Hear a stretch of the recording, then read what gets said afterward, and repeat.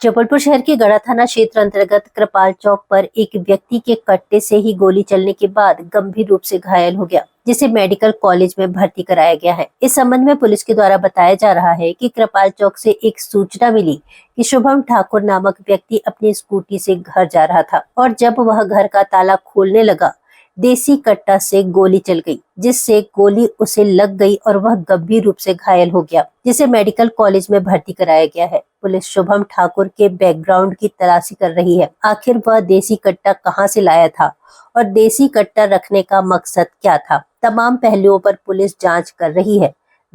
आज दिनांक 20/6/2026 को शाम करीब 3-3:30 बजे डायल 112 पर एक सूचना प्राप्त हुई कि कृपाल चौक के पास एक व्यक्ति जिसका नाम शुभम ठाकुर है, ये गोली लगने से घायल हुआ है। मौके पर जब पुलिस स्टाफ पहुंचा तो वहां जो मकान मालिक है, जो घटना स्थल है कृपाल चौक के पास, उसके मकान मालिक सलील दुबे के घर का किराए का मकान हुआ घटना स्थल है। वहाँ पर उनके द्वारा बताया गया कि शुभम ठाकुर पिता दिलीप सिंह ठाकुर उम्र 20 साल का, इसके द्वारा एक स्कूटी में अपने दोस्त के साथ ये आया था।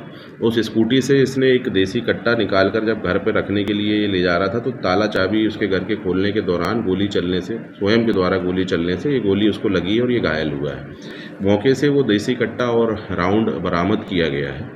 इसके संबंध में जब शुभम ठाकुर से पूछताछ की गई, जो वर्तमान में मेडिकल कॉलेज जबलपुर में इलाजरत है, तो उसने इस कट्टे को रखने के संबंध में कोई भी वैधानिक दस्तावेज अपने पास होना नहीं बताया है। ये कट्टा भी जो है वो स्वयं के द्वारा उसके द्वारा चल जाना बताया गया है। इस पर आरोपी शुभम ठाकुर पिता दिलीप सिंह ठाकुर के विरुद्ध थाना गढ़ा में 25-27 आर्म्स एक्ट के तहत मामला दर्ज किया गया है। चूँकि शुभम ठाकुर वर्तमान में इलाजरत है, घायल अवस्था में है, इसलिए उसके द्वारा ये कट्टा किससे लिया गया है, इस कट्टे को रखने का क्या उद्देश्य है और आगे किस प्रकार की गतिविधि की इसकी योजना थी, इस संबंध में विस्तृत पूछताछ होना अभी बाकी है। इसके जो भी तथ्य निकलकर आगे पूछताछ में सामने आएंगे, विवेचना में सामने आएंगे, उसके अनुसार इस प्रकरण में अग्रिम कार्रवाई की जाएगी। इसके बैकग्राउंड के संबंध में हम अभी विस्तृत जांच कर रहे हैं। चूँकि ये खुद अभी घायल अवस्था में है, इसलिए अभी इससे विस्तृत पूछताछ नहीं हो पाई है। विस्तृत पूछताछ में जो भी तथ्य निकलकर सामने आएंगे, उसके अनुसार इसमें आगे की कार्रवाई की जाएगी।